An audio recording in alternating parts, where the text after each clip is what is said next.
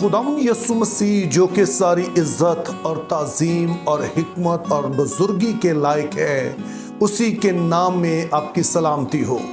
क्या आप जानते हैं कि हर रोज हम कितने बजे सुबह 7 minutes with God video upload करते हैं? ये सुबह 5 बजे अपलोड होती है। इस टाइम पे वीडियो अपलोड करने का मकसद ये होता है कि वो लोग जो सुबह का आगाज खुदा के कलाम से करना चाहते हैं, तो उनके लिए आसानी हो जाए कि सुबह जब उठते हैं दुआ करते हैं और शायद वो खुदा का कलाम पढ़ना चाहते हैं, लेकिन बाज़ लोगों को सुबह अंदाज़ा नहीं होता कि वो कौन सा हवाला पढ़े, या फिर वो पढ़ना तो चाहते हैं लेकिन वो समझ के साथ पढ़ना चाहते हैं। तो हर रोज़ हम वीडियो अपलोड इस टाइम इसलिए करते हैं कि आप अपनी सुबह का आगाज खुदा के नाम से, खुदा के कलाम से, और वो भी ठोस कलाम से कर सकें। तो इसलिए अगर आपने ये चैनल सब्सक्राइब कर रखा है तो सुबह 5 बजे के बाद जिस भी वक्त आप YouTube चैनल को ओपन करेंगे, उस दिन की वीडियो पहले ही आपके सामने आ जाएगी।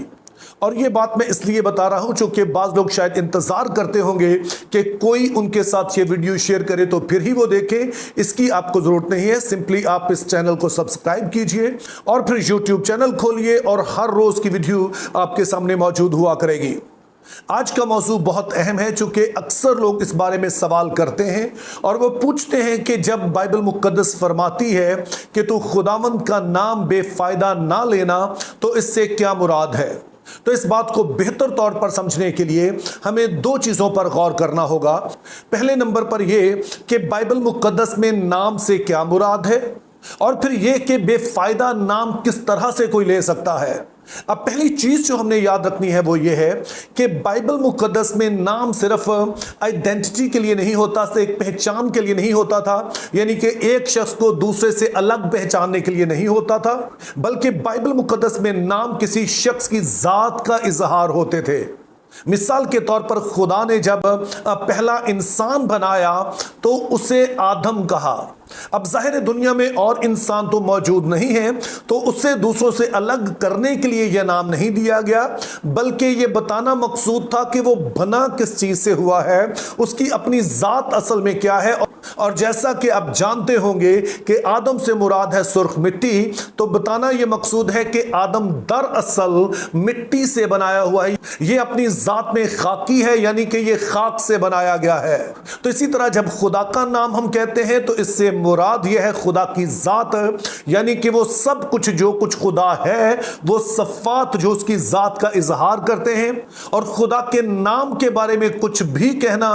दरअसल खुद खुदा के बारे में, उसकी जात के बारे में कहना है। अब दूसरा सवाल हमारे लिए यह है कि बेफायदा नाम किस तरह से लिया जा सकता है। तो मैं अक्सर इस बात का जिक्र करता हूं कि हमारे पास जो बाइबल मुकद्दस का उर्दू तर्जुमा है, जनरली ये बहुत खूबसूरत है और ये असल जुबान के बहुत करीब तर है, लेकिन बहरहाल बाज़ बातें हैं कि जिनको हम असल जुबान में पढ़ें तो वो ज्यादा वाज़ेह हो जाती हैं। तो इब्रानी जुबान में बेफायदा के लिए जो यहां पर लफ्ज इस्तेमाल हुआ है वो है शाव, और अहद अतीक में कुल ये 52 दफ़ा यानी 52 टाइम्स ये लफ्ज़ इस्तेमाल हुआ है। और जब आप इन 52 आयात को पढ़ते हैं जिनमें यह लफ्ज़ इस्तेमाल हुआ है, तो आप इस बात को नोट करते हैं कि यह मुख्तलिफ मानों में इस्तेमाल हुआ। वैसे तो इसका मतलब बनता है खाली, एक और जो तर्जुमा इसका किया गया है वो है झूठ, यानी कि कोई ऐसी चीज़ जो कि हकीकत में मौजूद ना हो, जो वजूद ही ना रखती हो, जो हकीकी ना हो। अब इसका एक और तर्जुमा भी किया गया है, वो है धोखा देना या रियाकारी करना, यानी कि कुछ ऐसा पेश करना जो हकीकत में नहीं है, और इस तरह से इसको पेश करने का मकसद किसी को धोखा देना हो, तो इसके लिए भी लफ्ज़ शाव ही इस्तेमाल हुआ है। और फिर एक आखिरी मानों में जो इस्तेमाल हुआ है वो है बुराई, यानी कि कुछ ऐसा करना जो अच्छा नहीं है। तो आइए अब हम इन दोनों बातों को सामने रखकर, यानी कि नाम का क्या मतलब है और शाव का क्या मतलब है, इस आयत को समझने की कोशिश करते हैं कि खुदा का नाम बेफायदा लेने का क्या मतलब है। अब जब खुदा ताला ने बनी इसराइल को शरीयत दी, तो सबसे पहली चीज जो खुदा ताला ने बनी इसराइल को सिखाई वो ये थी कि खुदा पाक है, उसकी जात पाक है और उसका नाम पाक है, और खुदा के लोगों ने उसके नाम को जो है वो पाक मानना है, पाक समझना है। और इससे मुराद यह है कि खुदा सरासर भला है और उसमें जरा बराबर भी कोई बुराई नहीं पाई जाती है। تو اس طرح سے اگر کوئی شخص خدا کی ذات کے بارے میں کچھ ایسا کہے جو کہ ٹھیک نہیں ہے، جو کہ اس کی ذات کے بارے میں سچ نہیں ہے، تو اس کو کہا گیا کہ یہ خدا کا نام بے فائدہ لینا ہے۔ مثال کے طور پر جب ہم احبار 24 باب اور اس کی 16ویں آیت پڑھتے ہیں تو اس میں کچھ یوں لکھا ہے، اور وہ جو خداوند کے نام پر کفر بکے ضرور جان سے مارا جائے، ساری جماعت اسے قطعی سنسار کرے، خواہ وہ دیسی ہو یا پردیسی، جب وہ پاک نام پر کفر بکے تو وہ ضرور جان سے مارا جائے۔ تو خدا کا نام بے فائدہ لینے کا پہلا مطلب یہ ہے کہ خدا کے بارے میں کچھ ایسا کہنا جو ٹھیک نہیں ہے، یا اس طرح سے اس کا نام لینا جس میں اس کی توہین کا پہلو نکلتا ہے، تو اس کے بارے میں کہا گیا خدا کا نام بے فائدہ لینا۔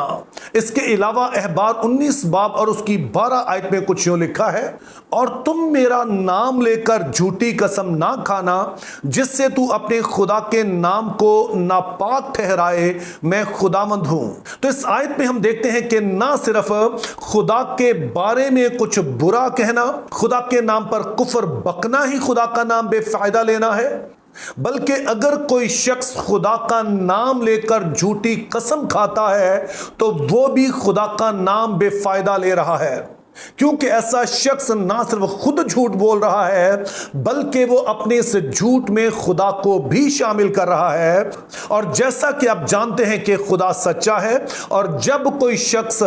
خدا کا نام لے کر جھوٹ بولتا ہے تو وہ دراصل خدا کے نام پر کفر بک رہا ہے، چونکہ وہ خدا کے حوالے سے ایک ایسی بات کر رہا ہے جو خدا کی ذات کے بارے میں حقیقت پر مبنی نہیں ہے، کیونکہ خدا سچا ہے اور جھوٹ کا اس سے لینا دینا کوئی نہیں ہے۔ اور جو شخص خدا کا نام لے کر جھوٹ بولتا ہے وہ دراصل دوسروں کو دھوکہ دے رہا ہے۔ تو اس طرح سے خدا کے نام پر جھوٹ بولنا، خدا کا نام لے کر دوسروں کو دھوکہ دینا، یہ بھی خدا کا نام بے فائدہ لینے کے زمرے میں آتا ہے۔ اور ہم دیکھتے ہیں کہ یرمیہ 23 باب اور اس کی 25 سے 27 آیت میں خدا تعالیٰ خاص طور پر یہ الزام جھوٹے نبیوں اور ایسے لوگوں پر لگاتے ہیں جو کہ خدا کا کلام سناتے ہیں کہ کس طرح سے وہ خدا کا نام جھوٹ لے کر نبوت کرتے ہیں، جھوٹی رویا بتاتے ہیں تاکہ خدا کے لوگ اس کا نام ہی بھول جائیں۔ تو اس کو بھی کہا گیا کہ یہ خدا کا نام بے فائدہ لینا ہے۔ اس کے علاوہ ایک اور بڑی دلچسپ آیت ہے،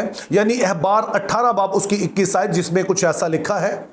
تو اپنی اولاد میں سے کسی کو مولک کی خاطر آگ میں سے گزارنے کے لیے نہ دینا اور نہ اپنے خدا کے نام کو ناپاک ٹھہرانا، میں خداوند ہوں۔